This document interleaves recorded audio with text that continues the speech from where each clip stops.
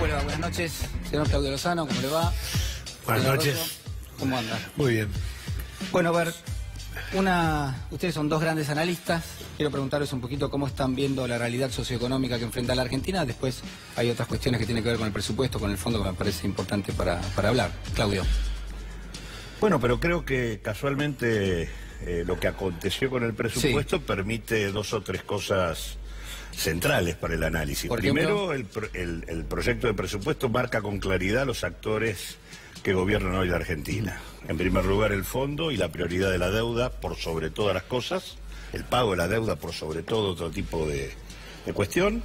Y por otro lado, la renta extraordinaria que se les permite captar a los exportadores y los subsidios que mantienen el oligopolio petrolero. O sea, capital financiero acreedor, exportadores agrarios y oligopolio petrolero son los principales beneficiarios del proyecto presupuestario en desmedro del conjunto de la sociedad. Ese es un primer elemento. El segundo elemento, que por una vez más el Parlamento sesionó militarizado. Una vez más, la aplicación de la política gubernamental supuso una estrategia de represión sobre los sectores que manifestaban un planteo distinto y que cuestionaban lo que ocurría. Por cierto, no se permitió el debate en audiencia pública como hubiera sido conveniente con los distintos sectores. Pero hubo debate, Claudio, sí.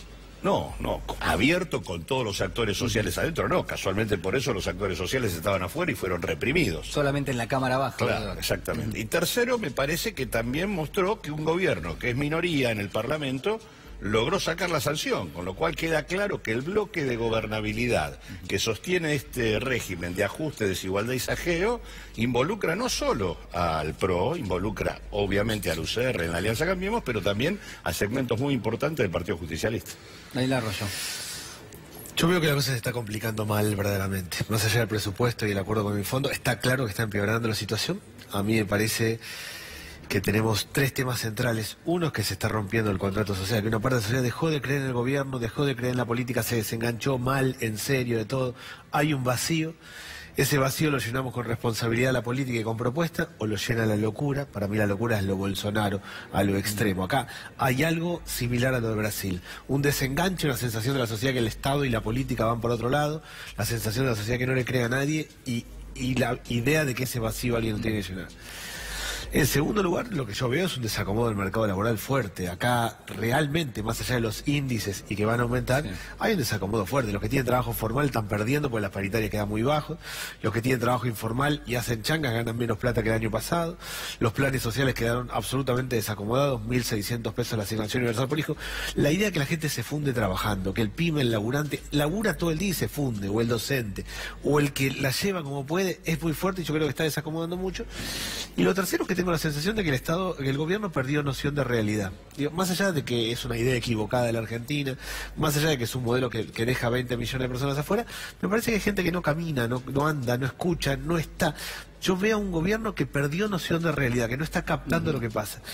Todo eso junto está generando un vacío complicado que lo llenamos con seriedad. A mi modo de ver, construimos una unidad opositora, hacemos una propuesta seria, planteamos para adelante, o algo lo va a llenar de cualquier manera. Lozano, la economía en los últimos meses, uno podría decir, yo por ejemplo acá tengo los escenarios bases que la Argentina, a través de la carta de intención, de alguna manera buscó consensuar con el Fondo Monetario, pero el Fondo Monetario en apenas 3 meses pasa de una inflación estimada para este año del 31,7% a una del 43,8%.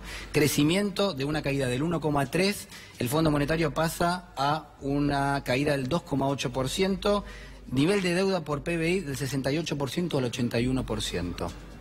Digo, esto marca primero una profundización de la crisis, pero además, ¿le dice algo más? Primero, me parece que lo que está claro es que el recurso al fondo y este presupuesto es el recurso de una Argentina que quedó al borde de la cesación de pagos.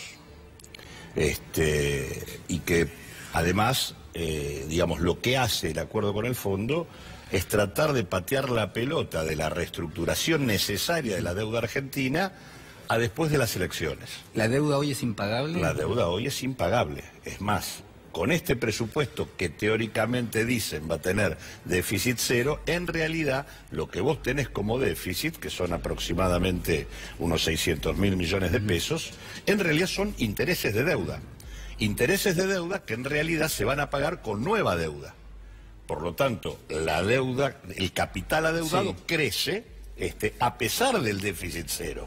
Y la deuda que vamos a discutir para el 2020 va a ser superior a la que tenemos hoy y los intereses a pagar van a ser superiores a los actuales. Pero entonces, ¿cuál es el objetivo del Fondo Monetario prestándole dinero a alguien que no va a poder pagarle? Porque le garantiza el pago a los acreedores actuales. En realidad se está posponiendo la situación para discutir una reestructuración posterior a la elección. Eso es lo que está pasando. Ahora, cuando uno mira el presupuesto te encontrás que lo que se paga de deuda pública en realidad representa prácticamente 2 veces lo que se invierte en seguridad social, representa más de 3 veces lo que se invierte en educación y cultura, representa 5 veces lo que se invierte en salud, 11 veces lo que se invierte en promoción y asistencia social, 16 veces lo que se invierte en ciencia y técnica, 26 veces lo que se invierte en vivienda. Es decir, es un despropósito. De las 29 funciones que tiene el gasto público, la deuda es la primera y equivale a 24 sumadas. O sea, esto es un verdadero despropósito. Nunca hubo un presupuesto de esta naturaleza, ¿no? Y encima, votado. Sí, ya tiene media sanción. Y encima te diría, yo francamente, para la oposición política, todo lo que el fondo está prestando, en realidad lo presta en estos 2 años, 2018 y 2019. En el 2020, el próximo gobierno le van a quedar solo 5.500, 5.600 millones de dólares y se va a tener que hacer cargo de todo el pago de lo establecido por el fondo. Daniel Arroyo, quiero compartir con usted lo que ha sido hoy una de las intervenciones del ministro Dujovne en la Cámara Alta. Se está defendiendo allí lo que es el proyecto de presupuesto y quiero a ver cuál es el análisis que hace. Lo vemos. Cuando nosotros presentamos el proyecto de ley de presupuesto del año pasado, con un crecimiento de 3%, 3,5%, la inflación proyectada no difería de las que estimaba el sector privado en el relevamiento de expectativas que recoge el Banco Central de la República Argentina, cosa que es muy diferente de la mentira sistemática, delictiva, que llevaba adelante la gestión anterior cada vez que formulaba el presupuesto. En el medio, es cierto, pasaron cosas. Tuvimos la sequía. La buena fe con la que fueron elaborados los números no puede ser cuestionada, más allá de que a lo largo de este año hayan pasado una serie de... Bueno, el ministro decía... Pasaron cosas. Da la sensación cuando dice pasaron cosas, se le cae una sonrisa como diciendo... Yo no sé si reírme, pero usted se ríe, así que yo... Y nosotros también, así que podemos reírnos todos. Sí, da ganas de llorar. Da ganas de llorar, en realidad. El presupuesto al que se refiere él, que es de este año, decía 10% de inflación, dólar a 19 pesos, crecimiento al 3,5%. Nada de eso se dio ni cerca, es como le pegaron a 500 metros del blanco. El presupuesto yo voté en contra, este presupuesto que tiene media sanción, era invotable. Es una chique de 400.000 millones de pesos, claramente. Sobre una sociedad que está exhausta, que está todo mal, la idea es un recorte mayor. Yo el presupuesto lo veía como que alguien tiene un mate cocido, un pedazo de pan, le sacamos el pedazo de pan y le decimos tranquilo que vas a estar mejor. Cosas concretas.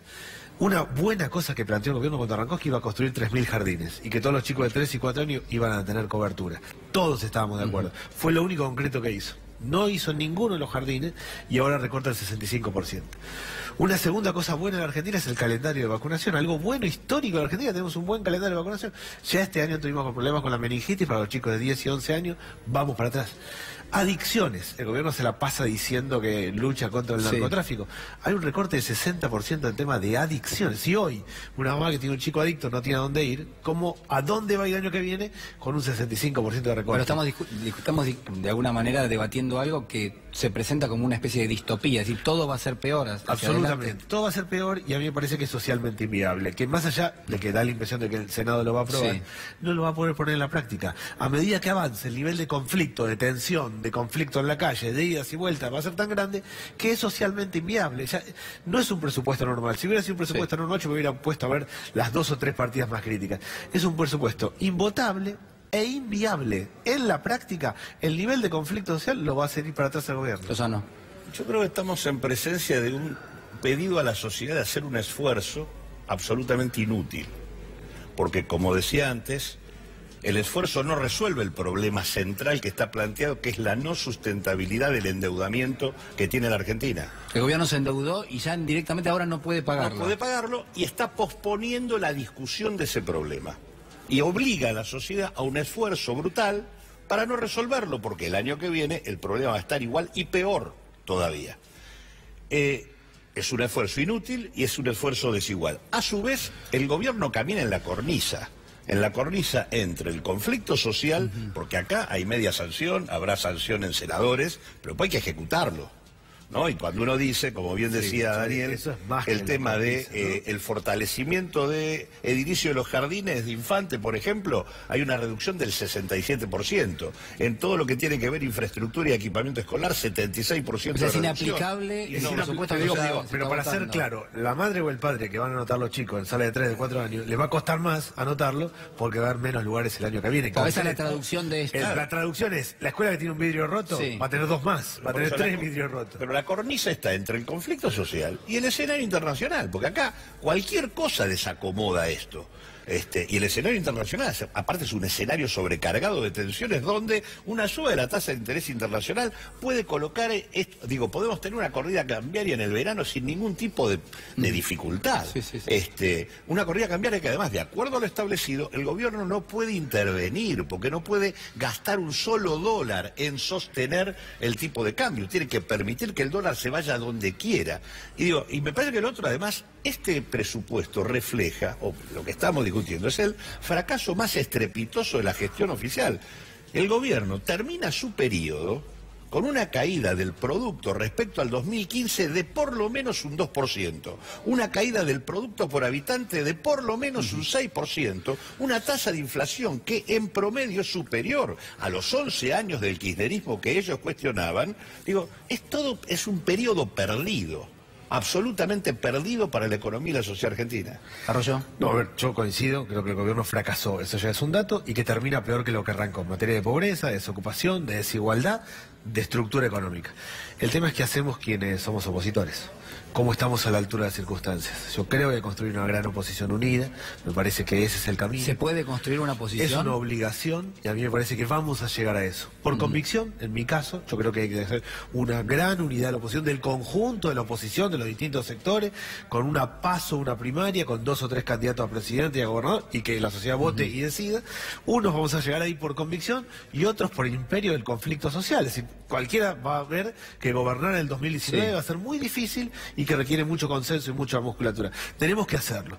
Si no lo logramos hacer, habremos fracasado nosotros, porque no se trata solo de describir lo mal que funciona el gobierno, que todo el mundo lo entiende, sino ponernos los pantalones largos, armar una oposición propuesta, unida, ¿no? una propuesta concreta, que equilibre el mercado interno con el mercado internacional, que dé vuelta a la escuela secundaria, que intervenga en el tipo de cambio, que genere un cuidado de la industria textil y las economías regionales, un esquema para adelante. Lo hacemos, yo creo que es nuestra obligación, trabajo para eso, y si no, fracasamos. ¿Qué quiere decir fracasar? Patearle la pelota a nuestros hijos y a nuestros nietos y que se arreglen ellos. Quiero que, que me analicen, si pueden, esto que hoy le preguntaba el senador Pichetto al ministro Dujovne. Lo compartimos. Que deberían ser analizados, sinceramente. En una semana se llevaron 12.000 millones de dólares. ¿Y sabe qué, ministro? Nosotros hemos hecho un pedido de informes. Queríamos saber cuáles eran los bancos que habían comprado en esa semana trágica, donde el dólar valía 19,50 y pasó a valer 25. En 4 o 5 días, un nivel de información y de conocimiento interesante de algunos operadores permitieron a algunos bancos hacer un gran negocio en términos del diferencial de cambio. Y esto ocurrió hace poco tiempo y volvió a ocurrir después con la corrida que nos llevó al dólar a casi 40. ¿Qué quiero decirle? De mínima mala praxis, de mínima, qué sé yo. Analizar la conducta de esta gente que siempre está en los momentos peores del país. Blindaje, mega canje. Y ustedes lo pusieron, construyó la estructura financiera de la... Bueno, lo que quiero decir con respecto a esto, que esto figura incluso en el informe del Fondo Monetario de las últimas horas, ¿no? Es la razón por la que se cae el primer acuerdo con el fondo, porque el fondo coloca los dólares, presta los dólares para que cubrir los vencimientos de capital e intereses hasta finales del 2019. Si los dólares que se colocan se van por la otra ventanilla de la fuga de capitales, no se cumple. Digo, que por otra parte, además, el fondo está haciendo algo muy complejo, en el sentido que lo está haciendo, primero, violando la Constitución Nacional. O sea, acá el Parlamento Nacional debería haber recibido el acuerdo con el fondo, cosa que no recibió. Nadie la vio, y hasta no pasó por allí, cosa que la Constitución manda que pase. No pasó, segundo, ni nadie la vio, siquiera. No, ni siquiera. Aún hoy hay documentos reservados que desconocemos. Pero además, en segundo lugar, el fondo por estatuto tiene prohibido prestarle a los países en situación de fuga de capitales. En la Argentina se fugaron hasta agosto 56.000 millones de dólares. La plata que nos está dando el fondo ya, digamos, la Argentina la superó en la fuga que tuvo desde que asumió Macri. Así que, en este sentido, digo, por eso es que ahora el acuerdo establece con absoluta precisión que no pueden, o sea, no puede intervenir el Banco Central para frenar corrida alguna. El dólar tiene que tener el valor que tenga que tener, y si hay corrida a cambiar y tenemos otra vez devaluación, no se puede intervenir en términos de política económica. No importa que triture el poder adquisitivo como lo hizo. Digo, y lo otro, digo, además de lo que decía Pichetto respecto al tema de los bancos, que sería muy interesante, bancos y operadores financieros, porque en realidad esos son ganancias extraordinarias que podrían ser sujetas de tributación, que hubieran aminorado el impacto, digamos, del ajuste sobre el resto de la sociedad. Pero digo, los exportadores este año van a tener una renta espectacular, extraordinaria, por sobre la que iban a tener las primeras 30 firmas exportadoras, de 450.000 millones de pesos. Esa renta es prácticamente equivalente al esfuerzo de gasto, de reducción de gasto que se pretende hacer en el presupuesto. Todo el año. Que si se hubiera discutido, bueno, podrías tener otros modos de financiar el famoso tema del déficit cero. Sí, a mí me parece que acá hay una estructura de negocios. Creer que esto es mala praxis o solamente una idea equivocada, está claro que no es. Acá hay una estructura de negocio. No solo en la fuga, sino que hay un nuevo tipo de corrupción en Argentina, que es los que tienen que controlar las áreas centrales están del otro lado del mostrador. No solo hay fuga, el que tiene que controlar el precio de los alimentos está del otro lado, no está controlando nada. Medicamentos, combustible, los tres temas centrales, alimentos, medicamentos y combustibles, los que deberían ser los reguladores del Estado, no están de los dos lados del mostrador, están del otro. A mí me parece que cuando se escriban los libros de historia dentro de 20 años, que nadie se acuerde de Macri, de Cristina, que esto sea objeto de análisis, se va a recordar este gobierno por tres cosas: por haber endeudado en 157.000 millones de dólares de deuda, casi un PBI completo, por haber dolarizado las tarifas y por haber liberado el precio del combustible. Yo me imagino un pibe rascándose la cabeza y diciendo: ¿quién se le ocurrió hacer esto? ¿Cómo es que un gobierno hizo eso y nos metieron un flor del IVA a todos? Hay una estructura de negocios también acá. Daniel Arroyo, Claudio Lozano, muchísimas gracias. Gracias a nosotros.